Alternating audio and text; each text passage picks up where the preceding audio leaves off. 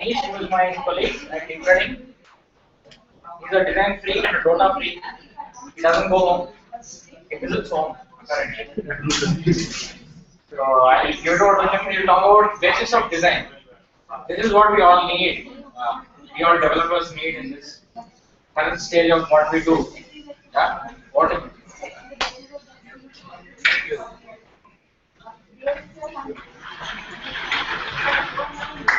Hi everyone, Manish. I work in deep learning as web designer or whatever. We can keep the professional titles away, but yeah, I'm more concerned when it comes in terms of pixels. So I call myself. Uh,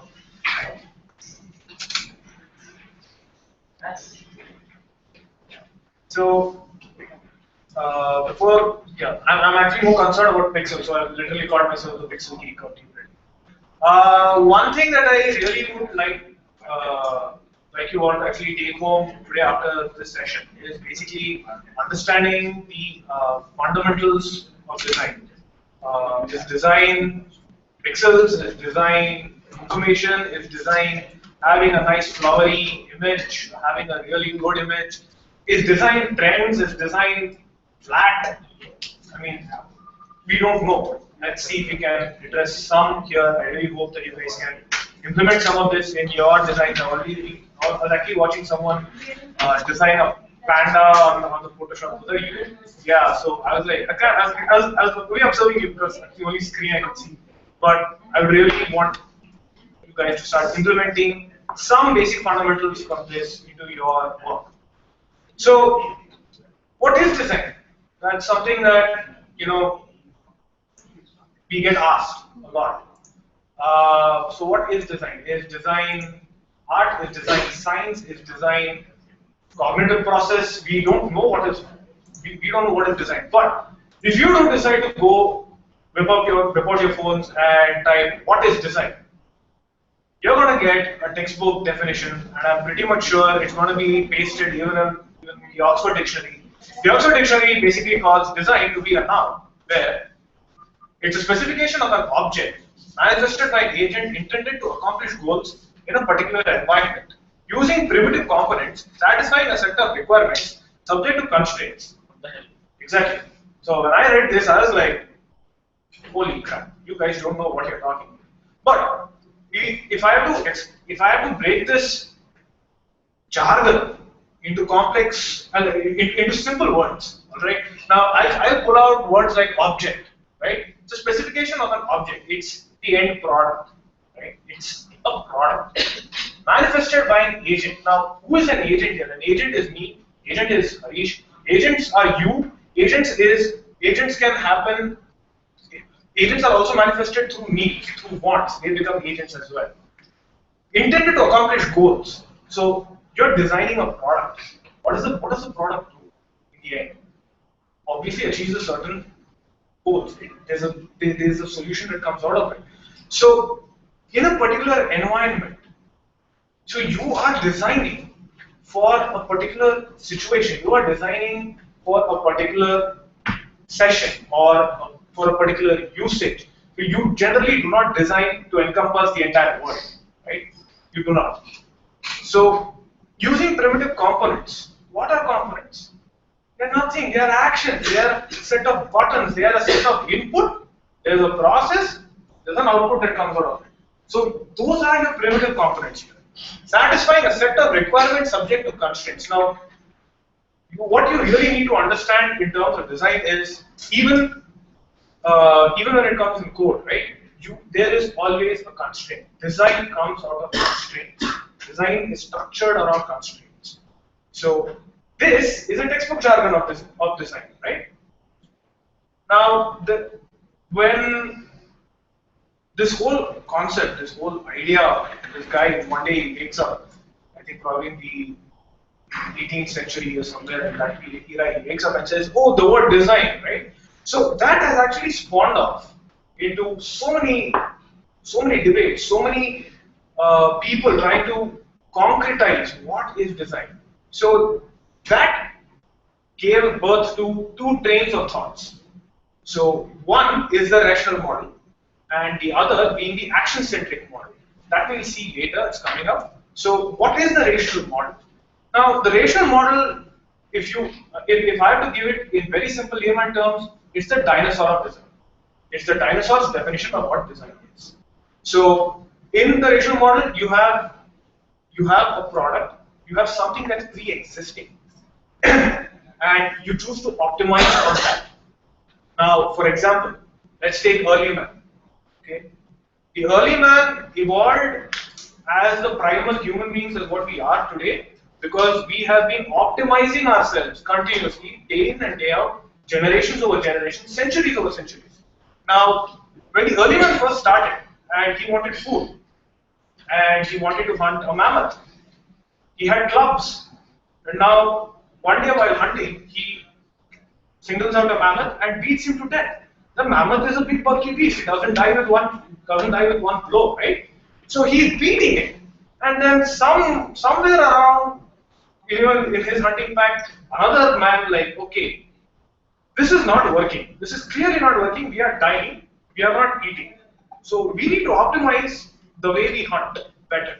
So that's where the hunting tools came into existence. That's when he observed that, okay, maybe, if I really take a rock and a really sharp rock or a really sharp object and throw it at the mammoth, maybe it creates problems, right? So that's how it's evolved. That's how he's optimized a club to a spear. The spear moved to an arrow. The arrow moves to a gun. The gun moved to a cannon. And next thing you know, you have a nuclear warhead. So that's optimization. Next is planning. Now, optimizing is one spectrum of it, but planning is the other part of it. So what basically happens in the planning phase is, all right, I have a spear. How do I kill him? Do I jab him right from the front? Somewhat of work. Do I lay a trap with a lot of those spikes? Maybe that can work. So that's the planning phase. Then it's the process. The entire process. All right, a mammoth is walking this way. A mammoth weighs 2.5 tons. I need to have a trap that will go more than 2.4 tons. The extra 2.5 tons, he falls straight in and he's dead. So that's what happens in the process. So now, if you look at it, it's all design, right? But unfortunately, there was a lot of criticism. There was a lot of flack that this particular model got because this is not the way we work. This is not the way, when I say we, I mean we as in we, everyone. This is not the way we typically work. So, okay. So that's where the action-centric model came into existence. But I'll just go through the phases of the rational model. So it's like a typical movie. So you have a pre-production, you have a production, and you have a post-production phase. So now in the pre-production phase, you have a design brief, you have analysis, research, specification, problem solving, and presentation. Now a design brief is basically like, I come up to you and say, Harish, I want you to develop an app that will make me connect with all the hackers in India. Now that's a design brief. That's not a well-executed design brief, to be honest, but it's just like a brief. I wanted to design an app. Now, what Harish would basically go and do is he'll go out there, he will start analyzing. Who are these hackers? Where are these guys sitting? How do I reach them? What is the method of communication that these guys primarily use that I can actually tap into them? How can I position myself a little better where these guys will come? What is the language that I need to communicate to you people so that you guys get attracted and come for this event? So that's the analysis phase. Now the research phase. Now the research is very, very, very. I say very. You can enlarge it, put it up somewhere. It's very critical for any project, for any product development. Research is the basis of what you want to do. So research, what basically you do in research is you analyze, you see if someone is there who's doing the same thing as you. And if there are people like that, what are they doing? How are they doing? How are people responding to their product? How are people using their product? How is their service being used? And then you start specifying how different can I be from them? What does Flipkart offer more than Amazon. So these are the kind of USPs that you really need to build in your specified product. The next critical part is problem solving. Now, design comes through a need, through a specific need, and that need is either a frustration, an area that has not been thought through, or it's come out through evolution of culture. Now that area is not fundamentally solving or is trying to make your life better. It's not addressing your problem at all. So in the pre-production phase, you do a lot of problem solving. You come out with a lot of design solutions. So if you decided that okay, I will walk straight and left, you should also decide okay, can I reach this destination straight, left, right, left, or take another winding route and go all the way. So these are all problem solving methods where you try to come with as many routes as possible to come to that conclusion. And next is the presentation part where you come up with your theories, you come up with your research, you analyze your research, you have substantial problem solving implementations based on your research, and you're presenting it to the world. And then you have the production phase, which is very self-explanatory, where all you do is development and test. You develop it, then you test it. Then you move to the post-production phase, where after you finish testing, you implement this. So basically, you send it across, you give it to the people, you're watching them, how they are interacting with the product, you're tracking how they are feeling with the product, you're seeing how easily or how hard or how difficult it is that the person is using your product. And then you evaluate all these, right? And then you come back with all your data about improving how you can basically improve your data, and then you come back to the pre-production phase. Annoying, right? But it is annoying, and it's more or less based upon the software, the waterfall model, the ancient dinosaur model.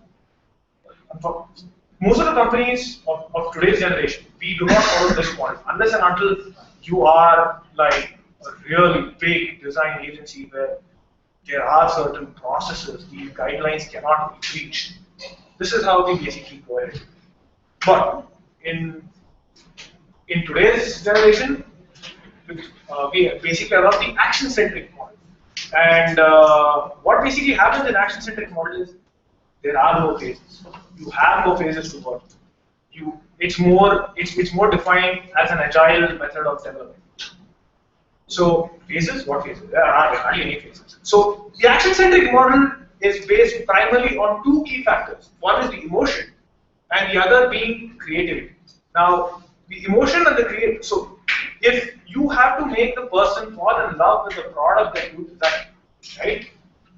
What are the things that need to be? What are the things that I need to do to make this happen? Am I addressing this emotion the right way? Am I understanding his perception the right way? Am I giving him the right set of functions, or am I giving him extra set of functions which have no purpose, which is completely overloading the page load time or the product load time, which is therefore it's killing it. It's basically killing the product. So you need to find the right balance between emotion and creativity, and you need to improvise. You need to improvise continuously. If you do not improvise or innovate, you're going to die. The product is going to die.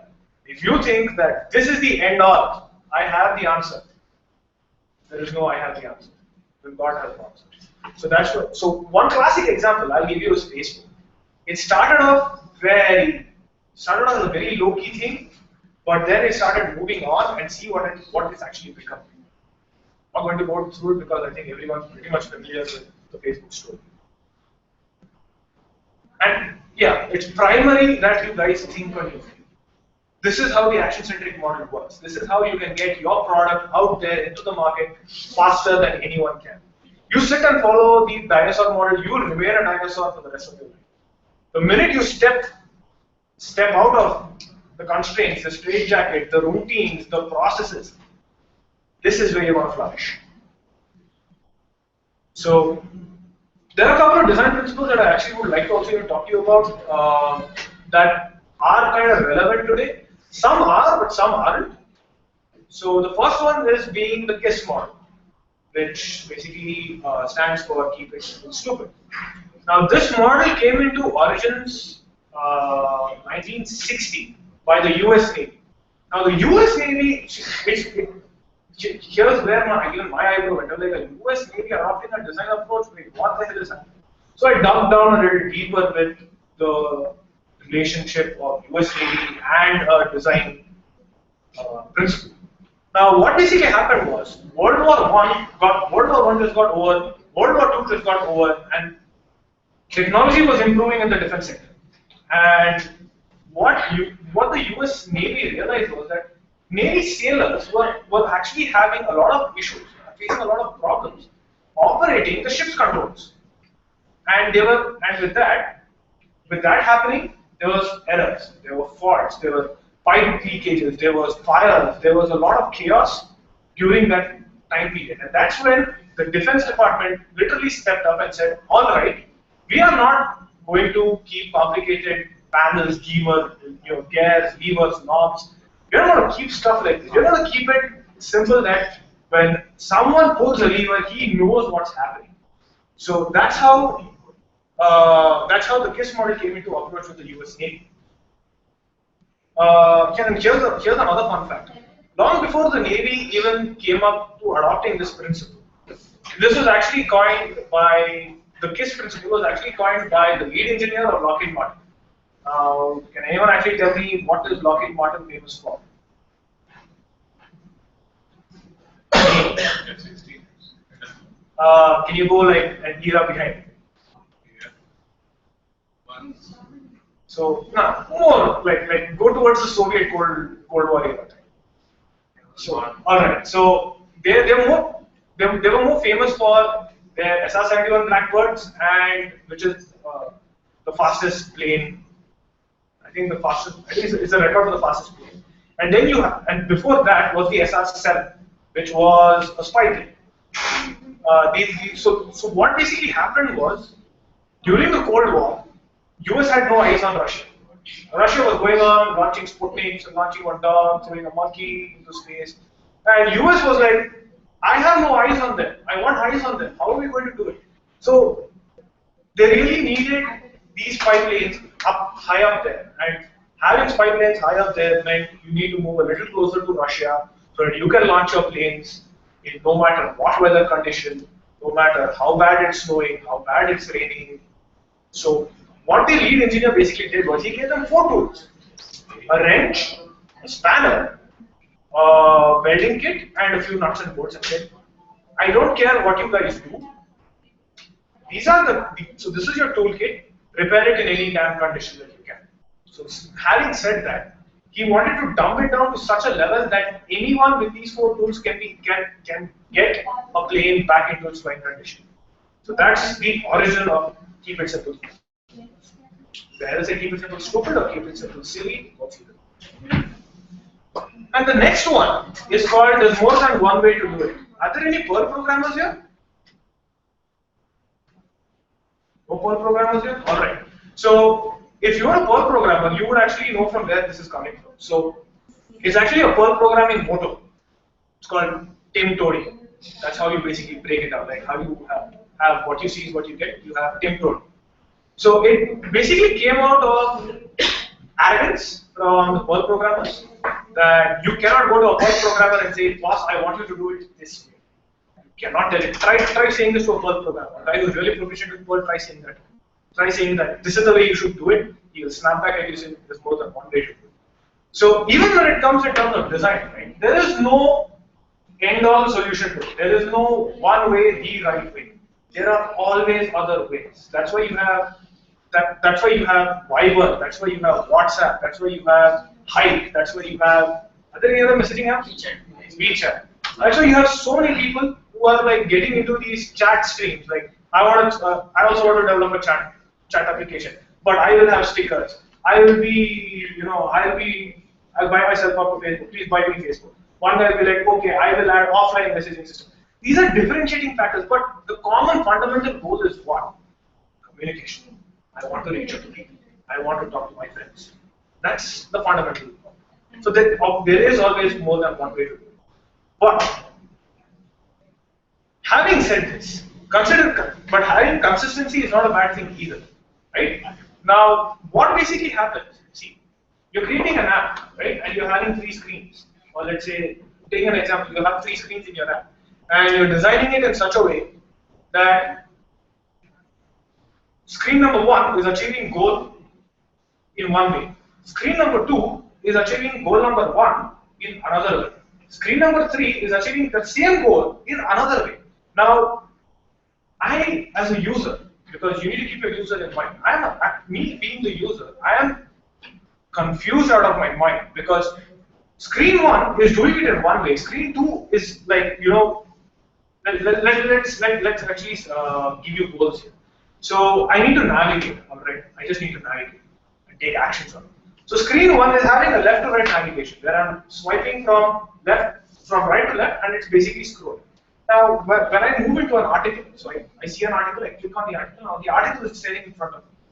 And my brain is cognitively telling me that, and intuitively telling me that, dude, maybe you should scroll left to right. So I'm scrolling from left to right. It's not working because the article is top to down. You need to scroll like this. So there are fundamental problems that you guys need to see before you start having patterns, gestures, navigation styles, the consistency. So keep it consistent. If you're going to eat biryani, eat biryani. Don't add curd rice and biryani. Because curd rice and biryani don't go hand. Keep the consistency. So to actually sum it all, it's called Tim Toti bicarbonate. If you actually just take the letters. The fun fact. Moving on. It's called now this is something called the use-centered design. Now a use-centered design, I'll give you a good example. When the first automobile got launched, that was the Ford Model T. Ford actually thought that this fundamental core was, I want to eliminate horse. I want to eliminate the dependency on an animal. I want to move from point A to point B without a horse. He did that ineffectively. It was slower than a horse, it was cumbersome than a horse, you needed prior skills to even operate it because you had 3 sticks and a wheel. I've not seen 3 sticks and a wheel in a car since decades. But what's actually happened? But from that idea of eliminating the horse, the fundamental core was transportation, mobility, freedom. With that, car developers over the centuries have actually come out with, alright, your car is moving slow forward, I will probably go back and create a better engine. Maybe what took you 3 hours to move 1 kilometer will now probably will take you 2 hours to move 1 kilometer. So then the improvisation that happened over and over started reducing so much that, 1 kilometer I'll take you there in like 2 minutes. So having that set in mind, that's what use-centered design is. It's not about, it doesn't involve a lot of heavy interactions with your user, but it does its job. Are you understanding what I'm saying? It just does its job. A car's job is to move from point A to point B. I press the accelerator, the car should move forward. I press brake, the car should stop. That's what use-centered design is all about. It's just about goals and tasks. Okay. And then we moved on to user-centered. It then moved on to an era of user-centered design. And this is what has made Facebook what it is. This is what has made Apple what it is. This is what you name any good product. It's all happened just through user-centered design. Now, what basically happens in user-centered design is putting your user in front of you before doing anything. Understanding the user, understanding his pain points, understanding his frustrations, understanding the wants and needs of a user before designing anything, before even writing a single line of code. Is this function necessary? If this function is going to call this, whatever class or whatever, I'm bad at coding. Is it necessary? Is it serving the need? This is what happens to user-centered design. Eliminating and just providing the user the right thing at the right time. That's user-centered design. And then you have critical design, which is my favorite. Critical design can also be called as other names. It's also called as more or less a disruptive design. Now, what basically happens with disruptive design is it basically forces you to think differently. It's not the conventional set of thought process. A very good example for you to understand this is Apple's iPod. Now, when Jobs released the iPod, sure, iPod was an iPod. It's an MP3 music player. So what's so big about it? I mean, there's Microsoft Zoom too. Zoom is an MP3 player. Sony Walkman's an MP3 player. But what was different with this? What was different with the iPod? It revolutionized the entire music industry from that day onwards. The day the iPod was released, it just caught everyone by surprise. It disrupted the music industry. Now the music industry has a platform to sell. Now you and me, if you can sing well or if you can play the guitar well, if you can make a piece of music, you can put it up on iTunes and start making money out of it. Start getting heard, start getting noticed. Now that was a game-changing revolution there, right there. So this was a brief summary of how you can actually understand critical design. Well, that's all the textbook stuff, right? Now let's get to the real meat of it. So what is design? Coming back to the question, so what is design? One way to actually tell you is design is fundamental and design is everywhere. Remember, design is fundamental and design is everywhere. Everything that you touch, you interact, is thought, is designed, is made in a way that will make your life easier. So, if I have to give you a definition of what is design, I can't give you a definition for what is design because there is no concrete definition of design. I will have one definition of design. You might have another definition of design. He might have another definition of design. So it gets really confusing. What is design? One way to just get it all into your heads is, yeah, design is fundamental and design is everywhere. So there's a quote from a guy called Richard Seymour, who was the head of the design council. There's a worldwide design council, and he's the head of it. Just to simply quote it, he just said that, okay, design is making things better for people, right? So, to give you a flip side of this, you have maid servants. They clean the house. They wash the dishes. They're making things better for you. They're making your life easier. Is that design? Could be design. Street cleaners, you don't see them at all. They come at 3 a.m. with their machines and vacuum the road. They're making the road cleaner for you. Is that design? There's no proper definition for them. So, moving on. So what I basically would like to even bring now into its element is, where does design exist? Okay. So how do you translate design? Now design is basically it's a physical product. It's a tangible outcome of your idea. That's what design does. Now there are people who have ideas. Probably I might wake up tomorrow and say, hey, I have an app idea, but I don't know how to code. So I might probably have to talk to Manish about this particular app idea and get him on board. And if he likes my idea, he will start manufacturing. He'll start coding it. He'll start getting all the servers, getting all the databases in order for the app idea to work. Now, all that said and done, fine. Now, if I show you that, hey, here is my app, and I show you like lines and lines of code, does that make sense? It doesn't make sense. So here is where the designers come into play. Here we enhance your product, your product, and make it tangible so that ultimately it reaches the person you actually intended to reach.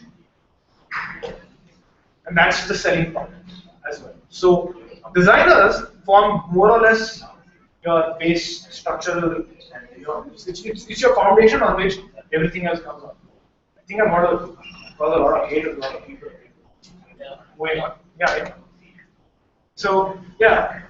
So here's a lovely quote by Bill Moggridge. He is the founder of IDEA. Do you guys know about IDEA? IDEA.org. Guys should really check it out. That's like they do a really good stuff with in terms of design. So it's basically a lot of trial and error goes into the making things look effortless. Now, I'll give you a flashback. How many of you actually watched Steve Jobs talk about the iPhone? The first iPhone. Okay. Do you know the background behind the curtains drama? Do you know what has happened? All right. So when Steve Jobs unveiled the iPhone to the world for the very first time, that phone was glitchy as hell. All right. It was glitchy. On the keynote day, it was glitchy. Glitchy how? It came up pretty well. Everyone raved and ranted. Everyone ruled about it. Nothing felt like it's going out of place. But during rehearsals, during the entire rehearsal of the keynote speech, Jobs just moved from checking his mail to checking, listening a song on iTunes, and the phone crashed. Why? The phone was not ready. The phone was not ready to handle the memory overload for that particular task. So then, Jobs threw a tantrum, yelled at his designers, yelled at his developers, said, "You guys do a shitty job. Tomorrow I have to give a keynote speech. The world is going to see the iPhone, and we are not ready." So then the developers moved into a stopgap solution mode, and they turned around and said, "All right, we will make. So you will have to do exactly what we tell you to do. You check your mail, then you go check your messages, then you go check iTunes, then you go show them the iPhone." Now you have to follow this process to the detail. And if Jobs by mistake went to iTunes, had messed up the entire cycle, that phone glitched right there, and the whole world would have been laughing at him. And somehow, by God's grace, he saved Apple's reputation. He's got the world to love iPhones, although I'm not a big fan of the new iPhone 6 and 6 Plus, whatever was that crap. Anyway, moving on. So we have the design and the user. I've been saying this from which slide. I've been saying think about your users first. So your design, be it anything, be it a website, be it a mobile app, be it a government procedure, be it a government process, right? Your design begins and ends with the needs of your user.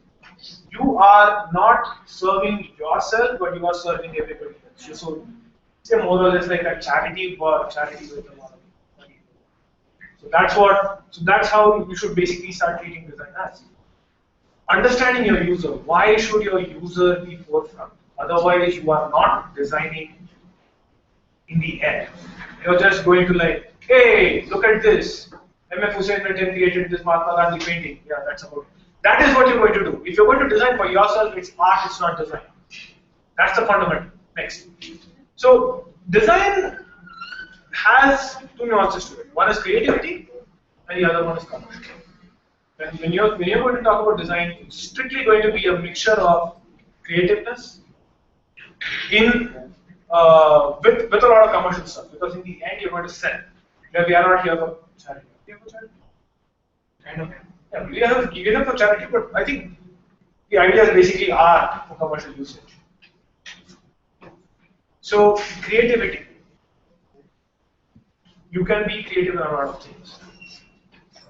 I know for a fact, I can close my eyes and say all of you guys are damn bloody creative with code.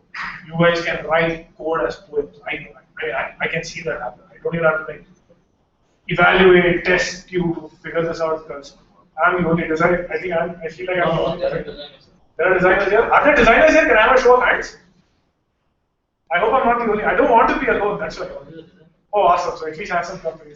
Good. So yeah, a design does not need to be new. does not need to be impressive. It does not need to be flamboyant. It does not need to be rich. It does not need to be like wow. You need not do that. Your designs can be simple. Your designs can be functional. Your designs need to be elegant. That's about it. You don't have to like, dude, I want you to use this app. Check this app out. It's so beautiful. You don't have to do that. People will do it on their own.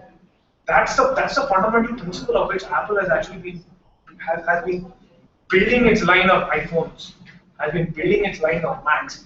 They don't go and say, I want to be different. Yeah, sure, we wanted to be different, but come on. The more or less the apps that you see on a Mac are the same things that you see on a Windows, but the difference, the subtle differences. He knows how the app should be designed. Windows X, A-minus close here. So that was the fundamental difference. So you don't have to be really unique to just make a point. People will start loving your designs when they know that you've addressed their challenges through your design. The next thing is designing for businesses. Design and businesses, it also comes to how you can actually design for businesses. So when you're designing for businesses, so it's not art. You're not designing for you. You're designing for you. You can go home and paint. That's you. But you're going to design for people. You're going to design for an audience. You're going to design for a specific set of audience. Not when I say audience is a broad term, but you're designing for a specific set of audience because that's what you want your product to reach. So when you come and you're sitting in front of your screen before you write the first line of code or even before you draw a first rectangle, right? There are a few questions that you really need to ask yourself. Is the product you're creating really wanted? Is it necessary? Are there other things in the market? Does my audience really require this medicine? Or can they be happy with those? Now, the next question is, how different is it from everything else from the market? How different is Grosin from Decode? How different is Grosin from Be Called Vapor? So these are the things that you really need to look at. Does it fulfill a need? Are the people really asking for this? Is there a dire need in the market where this particular function is really needed and where I can actually address it into my product? These are questions that you really need to ask yourself. And will it cost too much to manufacture? When I say will it cost too much to manufacture, I'm not going to put it into strict monetary terms, but I'm saying cost. Cost. Will it take time? Will it take effort? So when you are designing a product, when you are designing a mobile application, when you are designing a web application, is it going to take way too much time for a person to code? And if we have decided that we want this product to be shipped to the audience the very next day, so am I addressing these things? Am I addressing the need? Am I addressing it through by providing the right set of functions, or am I providing unnecessary functions? Because if I give you unnecessary functions, I not only need to have to design those unnecessary functions, but as well as to code those functions also. He is going to be pissed off as much as I am going to be pissed off. So, am I doing the right thing? So before you write a line of code, before you guys move into a wireframe, prototyping, conceptualizing, take some time out, on your screen, close your eyes, meditate, do what you want, but answer these questions before you move to or rather, you can actually try implementing this immediately after the session is over. It's more like a dipstick check. Am I really addressing the need of the user? Who is my user? And all these questions. The second most important critical thing about design is you have to innovate every time. Design thrives on innovation. You cannot leave anything stagnant. You cannot leave anything stagnant for you. You have to continuously improve on your product. Otherwise, your product is going to fail. Your product is going to fail simply because somebody else has found another better way to innovate on that product and has gotten ahead of you, and you will always be the bottom one. So that's why Innovation is perennial. Innovation is critical for your success. All right. With all these principles, with all these questions, with all these reflections, with all these theories and trains of thoughts, can you actually design a better app? To be honest, it's as easy as riding a bike, but we all know how much we struggled when we actually started riding the bike. You know how many times we fell down, you know how many times we broke our elbows, scraped our knees. It's painful. So, but it's simple.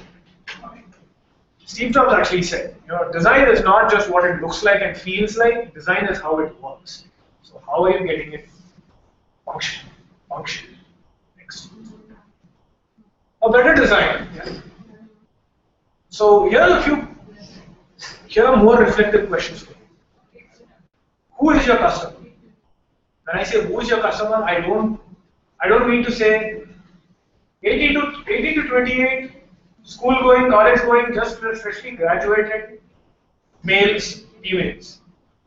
That's a level of audience. You're right. Your customer. That's your customer. That's what you want to target. But if you have to break it down finer, because that's what you ultimately need to do. When you're designing a product, you need to get down to the fine details of it. Who is your customer? Harish Kotra. He is 21 years old, graduated from. Just say 21 and be happy done with it. He's graduated from some random college. Give me the name of the college. All right, I'll give you I'll put my example. He's apparently too shy. I know. I hate my college as well. So, all right. So, I'll give you a better example. So when we were actually designing a website for our organization, and we were a design consulting firm back then. So, we really asked ourselves this question: who is your customer? Who is your customer? We didn't know. We didn't know for 2.5 months. We had broad definitions. Product designers, product developers, digital marketers, consultants, small business, medium business owners, CEOs, CFOs, CXOs, CTOs. Yeah, that's a broad audience, but who is your customer in the end of the day? We finally understood that our customers are product managers. So we had to design our website to capture the product designer's head. Now, product manager's head. So, who is the product manager? How does he think? How does he talk? What language does he speak? What are the things that he's looking out for? So these are the things that you really need to nail it down. So when we came up with our research, when we did our research to deepen the product manager as a customer, we got insights like these guys are typically IIMs, ISB graduates.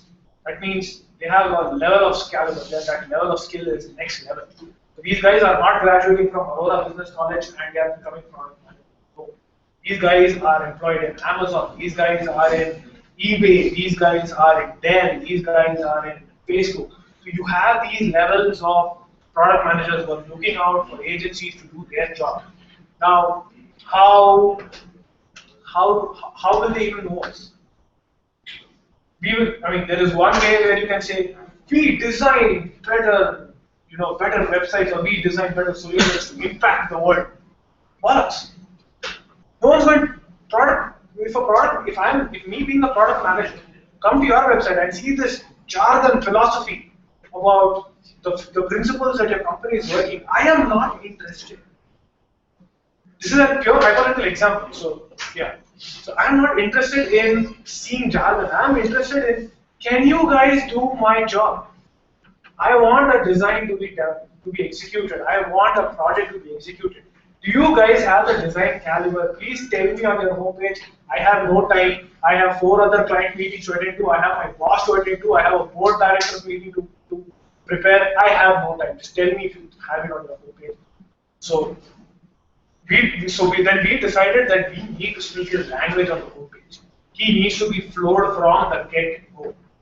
So our line was, we design solutions to impact and transform businesses. Now, what kind of businesses? That was on the subtext of it.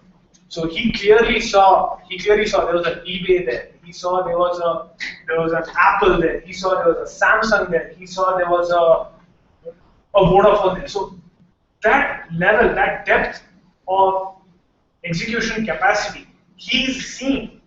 He's also seeing the amount of the business transformation or the business impact that we've done, that we have created through our design or through our design solutions. He's seeing it on the homepage. He's like, okay, I'm seeing it. You guys are talking my language. All right, how do I contact you next? He's not bothered. He might, if he's going to be if he's really going to be in evaluative stage, we went that level deeper as well, because we wanted to put case studies out there. We wanted to put snippets of impacts that we've done through our business right over there so that he can see it.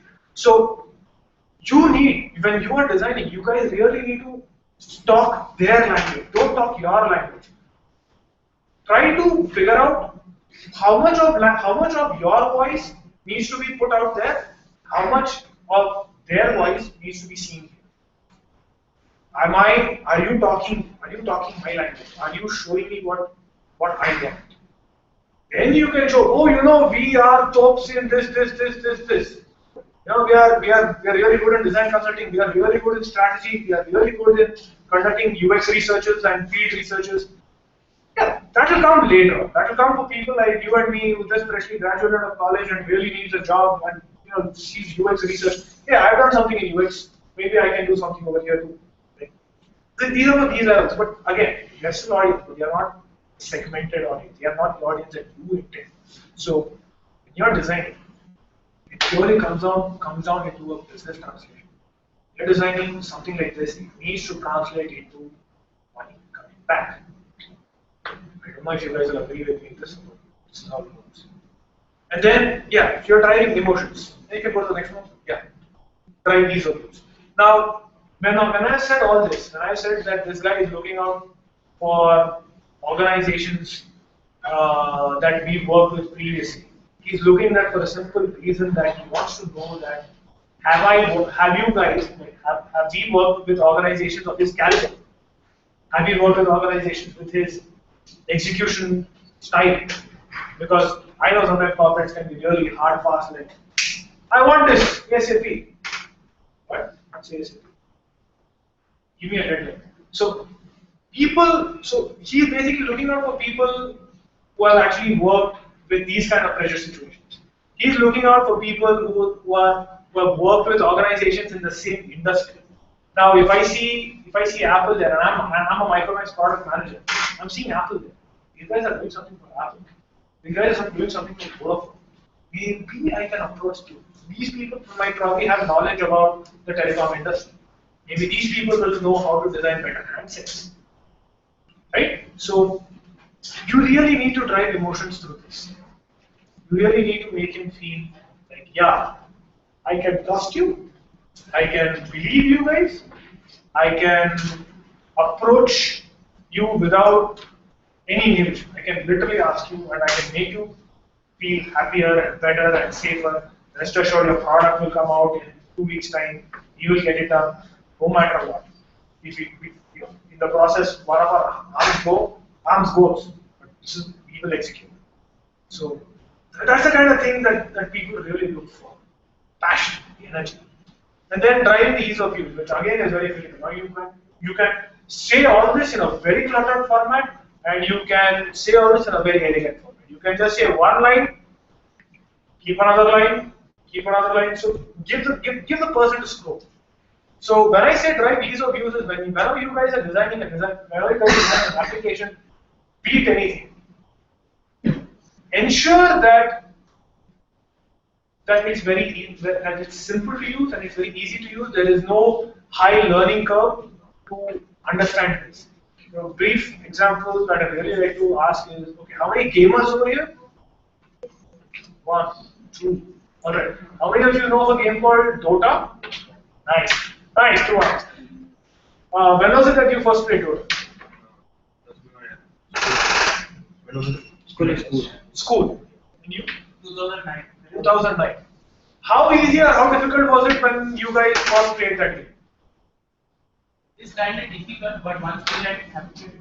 Yeah. So there are certain products out there which definitely have a significant learning curve. But again, niche audience, gamers, people who love this kind of a game. I'm a Dota fan too.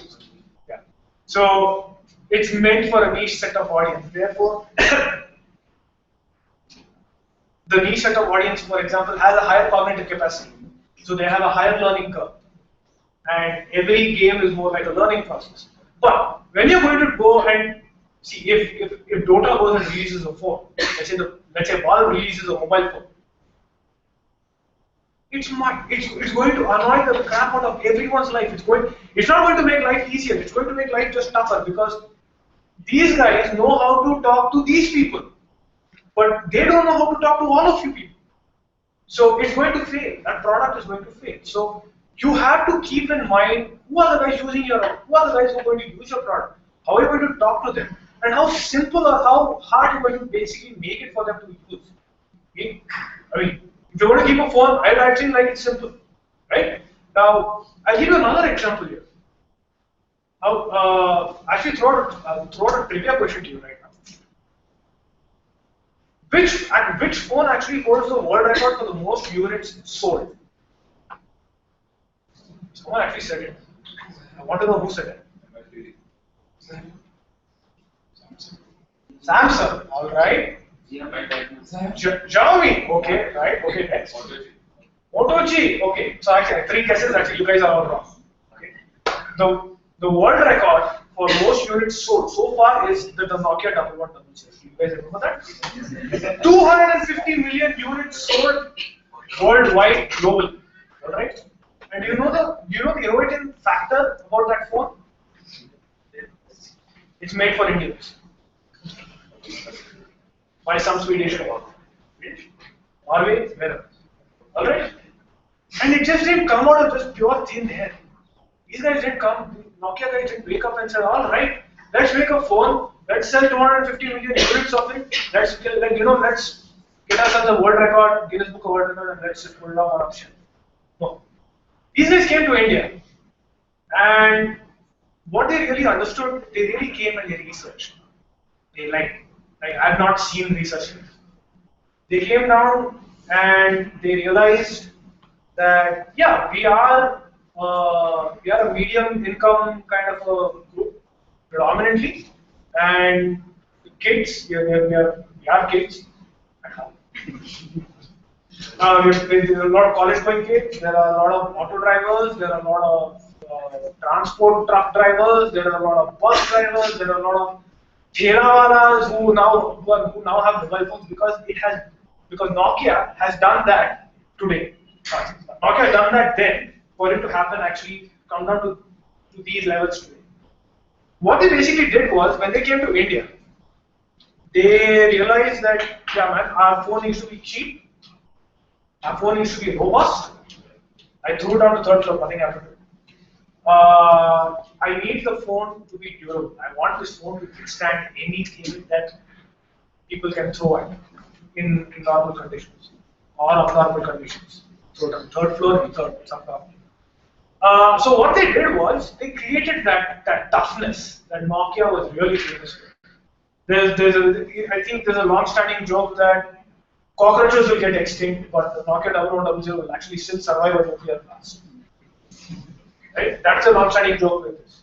So that was the toughness factor for the phone, right?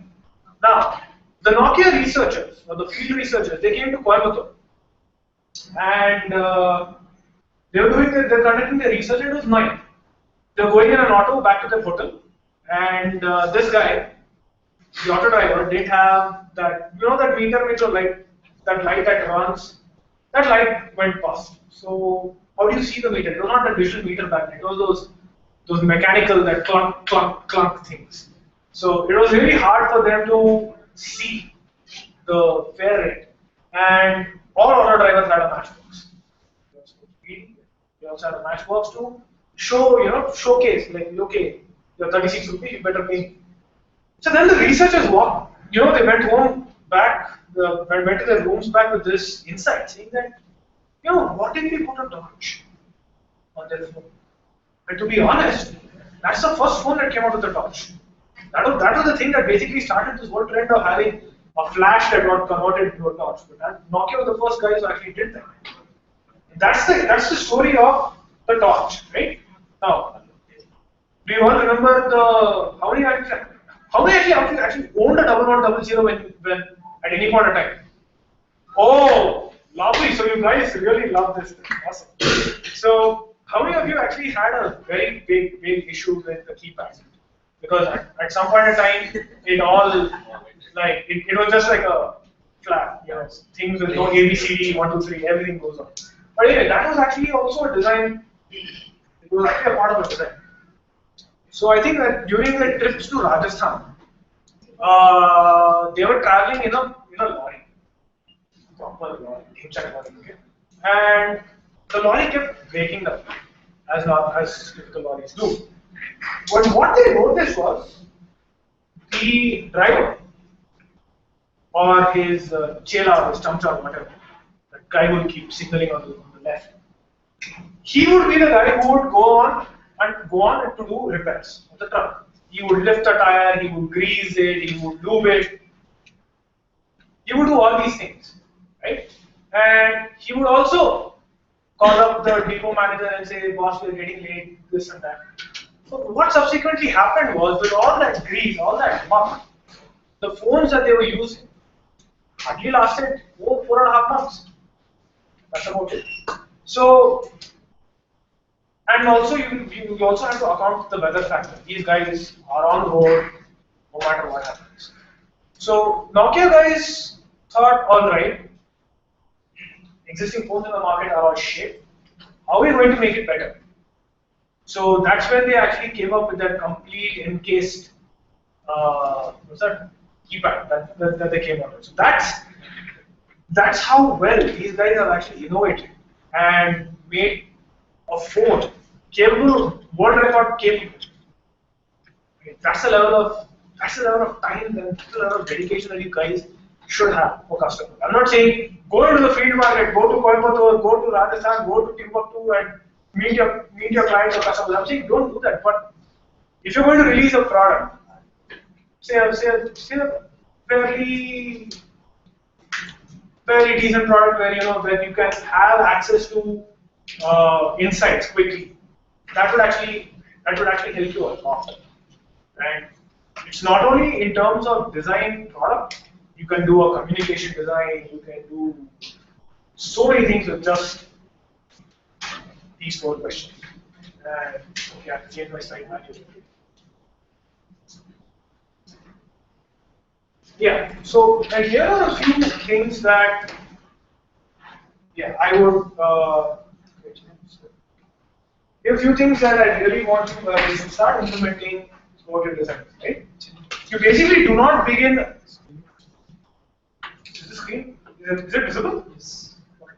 You basically don't begin design without a flow map. How many of you know what a flow map is? You know what a flow map is? Okay. A flow map is basically a sequence of activities or processes that happen. Right? Now, if I am using my phone, I'll unlock my phone. Right? I will put my finger on the screen, lock screen, and drag it to the side for it to unlock.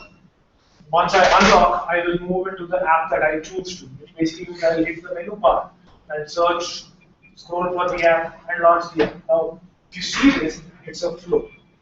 It's a flow map. If I have to open Facebook on my phone, this is the flow. Right? So, what basically happens when you start wireframing without flow? Then you have no idea. You have no idea what the user wants. You have no idea what is the level of information that needs to be presented to the user for him to make a right judgment. Now, so always have a flow map before you begin wireframe. The flow will constitute the wireframe. When I say wireframe, how many of you know what a wireframe is? Okay, a wireframe is basically a skeletal structure of any fundamental design. Now you're going to write code, right?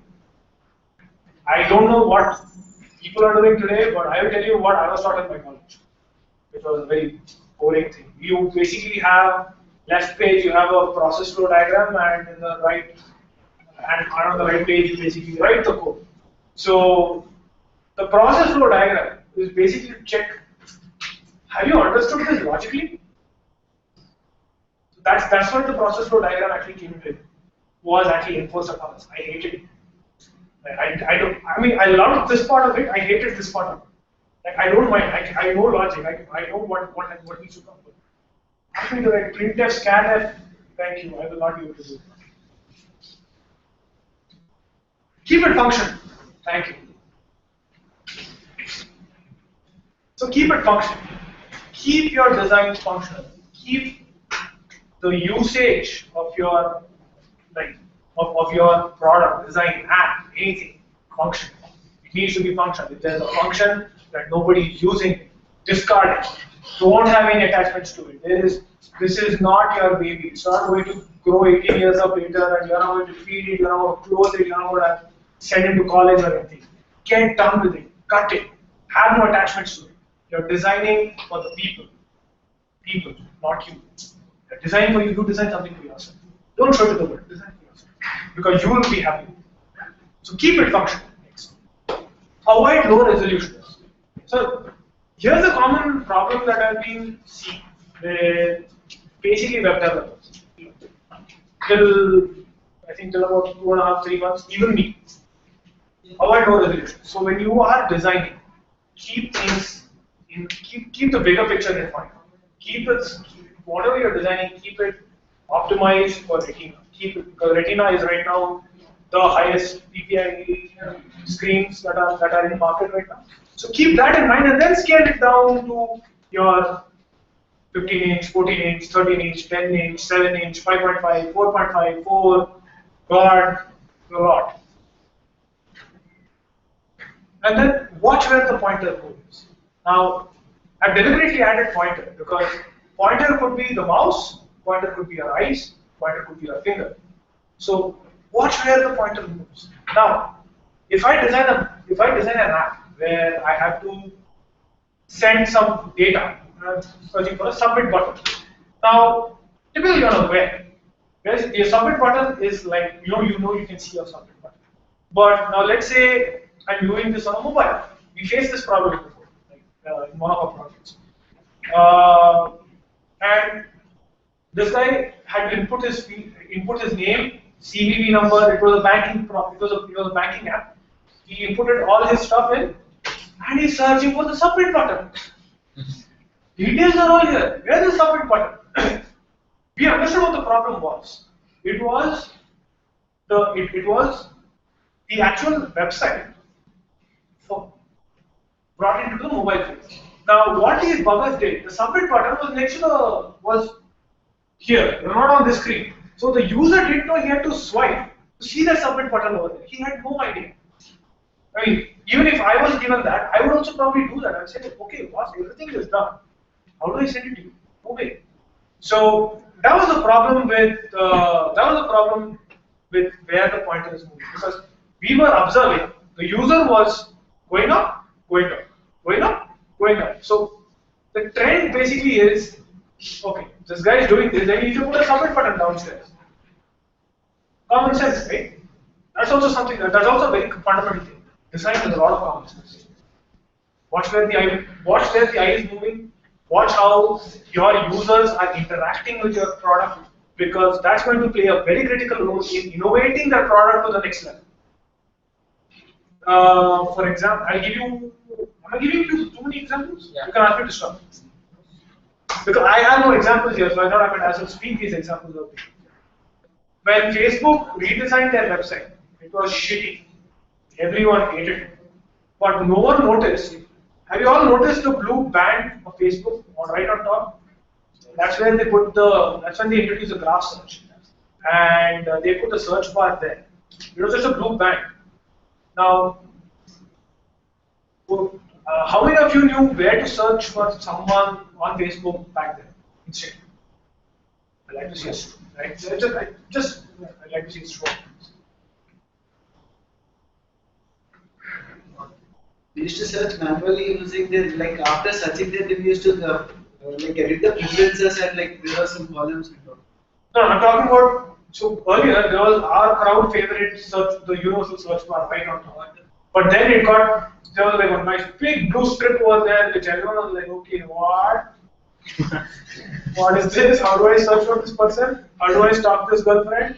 How do I stalk this other boyfriend? So, yeah, it started creating a lot of problems because a lot of people really didn't know where the search button was, where the universal search was.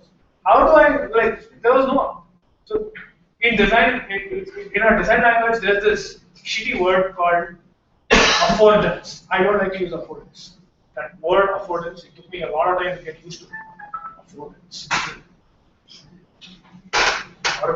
So there's no clear action saying that search name, whatever company page, nothing. There's nothing like that. Facebook was taking attention of this, and actually no one has been noticing this. And Facebook was subtly changing it, continuously improving it, year on year, or I think year on year. I think week or month or month till finally people actually took notice of the search bar. Why? Because people started comparing and saying, yeah, I understand you try to put a search bar there. I know it is doing its search functionality, but I don't know it's a search bar. So can you make it look like a search bar? I know it's a search bar. He doesn't know it's a search bar. He doesn't know it's a search bar. I am telling him, please make things better. No? Please. So 1,000 and million of these, please. They were like, okay, we made a mistake. Let's redesign this. So and that's the current Facebook search bar that you see today. That's with all this feedback and suggestions from all these beta testers, beta developers that that have access to their early stuff. With all this into consideration, that's how that design has been. Don't leave users hanging. It's very critical. Again, when you design an application, it's just going to crash in between. Alright? Or you submit your details and say some lines of codes are all, it got scrambled and it's asking you to resubmit your details again. What? I just filled in 20 input field boxes of information. You want me to go do this again? Because your software had an error. Uninstall, never using this application. This is the mindset of our generation. We have got so acclimatized to I'm not criticizing it, but yeah, we've got so used to it that very short attention span. Now, say Harish's app has done this glitch, for example, and I have gone and created the same app but no glitches. His app is going to people are going to migrate away from his app, join my app. Why? Simply because the submit button is submitting the data, and I don't have to deal with that. Like they don't have to deal with re-inputting. He will not know. He will get a lot of flack. So he will have to now go back to the drawing board, figure out where this function is being repeated again. Why is it repeating again? And with that time frame, I'm going to search it. I'm going to be on top of the food pyramid. He's going to be at the bottom. So watch out for that. Do not ever leave users hanging, because the minute they see some error, some flaw, some usability issue, some data issue, anything, they are immediately going to walk away from it. But then there is severity of it, which you can create. I don't want to get into it. Also, don't assume that users will use it the same way. Now, classic example. How many of you guys are on Twitter? Okay. So, I'm asking you guys now a question. What do you guys do on Twitter? It's alright, you guys can. Guys, okay. Are you guys talking to your friends, communicating to? I am following celebs. He's following celebs. Is it? Okay, he's following celebs. Is there anybody else who's following celebs here? Is there anyone who's following who? What's her name? Pura Pandey? Yeah. What Pura Pandey is tweeting every morning. I follow that too at times. After that it gets boring. The hand has finally come out. Manish Pandey. You're following, you're a guy. I'm kidding, I'm just Alright, so I'll tell you how I use Twitter, okay? How I have been using Twitter. He follows celebs, I just use Twitter for news. Morning I get up, I'll switch on my geyser, I'll sit on the throne. Throne, okay, throne. Throne. And I don't talk to people. I've stopped talking to people for what? 1.5 years? Yes. I just use Twitter as a news aggregator for me. Some EPL matches happened at 3 in the morning and I was fast asleep and I have no idea that Chelsea went and thrashed Burnley. I want to watch what's happening. So I will sit and see match highlights. I will read all this. So there are different degrees to which I'm using this particular app. I'm using it primarily as a news aggregator, which means I'm going to look at probably BBC or probably going to follow Chelsea and see what kind of match updates they have. He will only probably like iPhone on Monday. Not on the throne. Not on the throne, okay. These are all different. So, but you see that there are a lot of difference. And if there are someone who would actually be there hosting quizzes. How many of you have heard, have seen that happen? Yeah. The Twitter quiz. Quiz up, what's it called? Quiz. It's called quiz. There's a lot of Z's in between. What they basically do is they organize Twitter quizzes. It's an open Twitter quiz. Anyone can participate. So there are varying levels of usage that a person is going to use a particular app for. And not everyone is going to do it the same way. Alright, so do not be under the assumption that, okay, form submission, I might use it for something else as well. So it could be something else as well. Don't forget about gestures, but don't abuse them. Now, we moved into a technology space where without touch, something feels wrong. Right? There are times at which I reach out to my retina screen and read this, thinking, hey, you should move up, but fortunately, the retina screen, I couldn't do anything on my Mac. So, yeah, right now there's a lot of, the trend has moved on to a lot of gesture-heavy interactions, more than mouse-based interactions. We are now moving into a gesture trend, right? But don't abuse them. Please don't abuse them. Do not make an app which is gesture heavy. Don't create apps which have left scroll, top scroll, side scroll, diagonal, vertical, diagonal scroll, because you're going to end up confusing the user in the end. There is no consistency. Suppose there's definitely not going to be a consistency. You're going to confuse the user, and it's Dota for the normal people. If you get what I mean. Yeah, because the learning curve is so steep that for a person to use this app, he's going to go crazy. Yesterday I downloaded an app called, if I can show you, it took me some time to get acquainted. There's this wonderful app called Morning Kit, okay, by UE Studios. Have a look at it. It confused the hell out of me because I didn't know. Because there was one level navigation like this, and there was another level of navigation like this at the same time. So, and yet at the same time, you could move this screen this way also. I'm like, what? Wait, slow down. What are you guys trying to do here?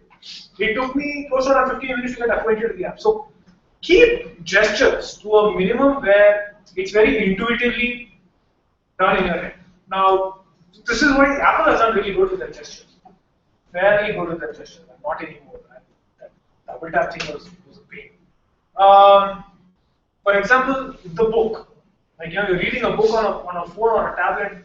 What's your typical gesture? This. Left to right. You're reading an article on the web. What's your typical gesture? This. So intuitively, you know because your brain just knows, and because you've used the mouse before. You use the mouse to scroll articles on the web. And then, yeah, so you know that if I use the scroll wheel, I'm going to scroll up and down when I'm using the web. But how many of you use the Mac mouse? Only one. Alright. No Apple fans, I take it here. Alright. So the Mac mouse was completely gesture based again. Swipe to go back, swipe this way to go forward, just scroll, just do this to go down. It's making things so intuitive that you get so it's basically helping you transition. If you choose to look at it this way, it's a very transitional kind of what's the word for it? It's a very transitional product. It's making you detach away from the scroll wheel and coming in straight into gesture. So that next time you go use a phone, you're not going to do what BlackBerry did. That remember the scroll wheel on a BlackBerry, which is also now on new Apple Watch. What was that? Crown dial thing. I don't know. So yeah, don't forget gestures, but please do not abuse gestures. That's the end of it. I don't know if you guys have been making notes because something was. It's noteworthy at least. Hey, now I open the floor to you guys. You guys can ask me any questions, and I'm going to sit down. Not on the chair. Oh yeah. You come to office.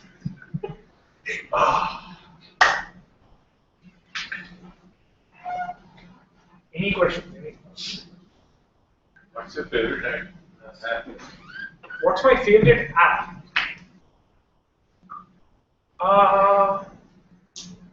Okay, I don't have a favorite app. There are some apps that I've actually bought, and I would say, I think Bright Weather. Bright Weather could be one. Push Bullet. So I'll tell you what Push Bullet is. I think more than Bright Weather, I think Push Bullet is more better. Now, I'm a guy who always has his phone in his pocket. I don't like to remove my phone every time a notification comes. And oh, hang on, can anyone see me? Get up. So yeah, my phone's always in the pocket, and we have our office WhatsApp group. There, there's a lot of You're watching well. Hi guys, sorry, no offense. Oh shit. And it keeps flooding. It keeps coming. And somewhere down the line, my ex would call up and say, take your stuff back. And I would actually not do it. I would actually not even lift up, check my phone for all this. I'd probably respond like 10 p.m. in the night or something. By then, things would have already aggravated it even further. So yeah, I really wanted something, to let me know that someone's calling you, someone's sending you a message, someone's sending you a WhatsApp message, someone, you need to pay up your loan, and you got an email. I don't even check my email so frequently. Come more like a recluse. So what Push Bullet basically did was it helped me sync all the notifications I got on my phone was visible there. So I know if someone's going to talk, in our office that, dude, there's a new hot chick in our office. I know that conversation and I will be there. Alright, I don't want to miss that. I don't want to like, who is it? Yeah, so I jump to it. Often I've been getting a lot of like 2 weeks ago, I would not give two cents if my phone was ringing. He would come and tell me, hey, you take your phone and go with you. Right. I would just leave my phone and just do whatever I want. But from the time I actually got this app, it's actually like, alright, I know if my mom is calling, I better call her. I know if if my ex calls up, I'll be like, okay, I'm not going to lift this phone. So I'll keep my phone in my pocket. So I'm not going to lift this phone. But I remember my mom is going to call, or if some of my colleagues or my boss does a presentation, for example, I would jump. Oh, 5 minutes, give me. No. Yeah, I'm doing it. Okay, Prabhu. That's one app that really kind of brought about a little change in my behavior. So yeah. Any more questions? So I have a question. How to choose the color? Suppose you are designing some web app or website or video, How do you get particular color? So there are a lot of color theories. There are certain scientific scientific principles based on colors and the kind of emotions that each color signifies. For example, I'm just going to do a small experiment. When I say the color red, what comes in your head? What's the first word that comes in your head? Victory. Victory. Can you be louder? Go victory. I think you've already done breakfast. You guys can be louder. Go Vodafone and go. Danger, victory, contrasts. Next. Emotion, Coca-Cola comes.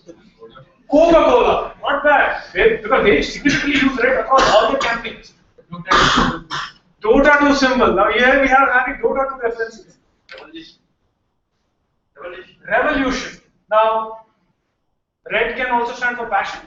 Red can stand for rage. Red can stand for anger. Right? So there are blue. Sky. Emotions. What does it make you feel? What does blue make you feel? Peaceful, good. There, calm and peaceful.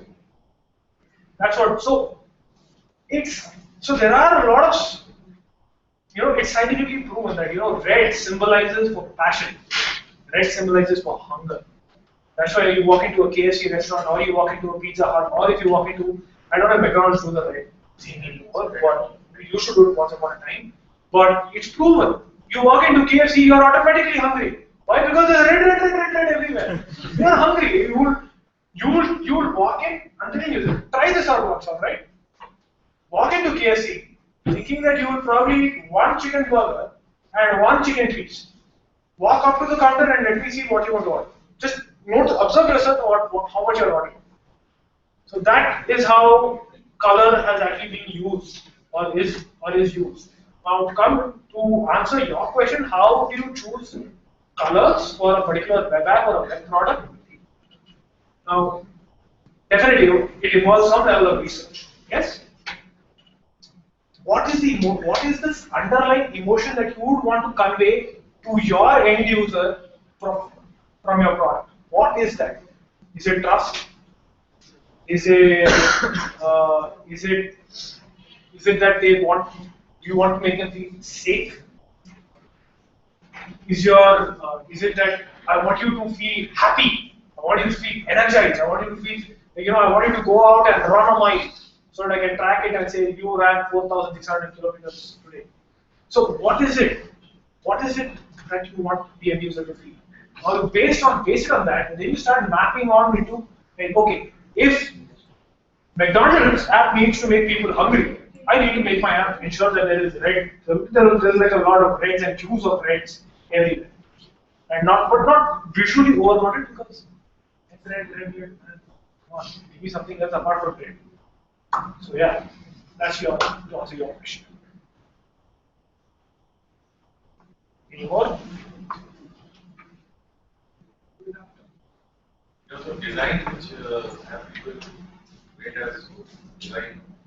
Again? In terms of design principles, which have. In terms of design principles, I think the Play Store. The Play Store was very clunky earlier. It was very cumbersome. It was such a problem to search for apps, to search for the right kind of apps. But now the kind of treatment that it's got. I'm not talking about the L material design. I'm just talking about if you guys have your Play Stores updated, you will immediately know the difference of what the Play Store was before and what the Play Store was earlier. I just launched a Play Store. I spent time searching for apps. That's how I came up with these morning kits and all. Yeah. That's all? Right? No more questions? Oh, you have a slide? If you guys want to follow me on Facebook, feel free to send me a request. Please let me know that you came to this fest or came to this hackathon. You can also follow me on Twitter. My handle is ecrabninja. That's Okay. it. Thank you. Thanks, Anish. Thanks for coming.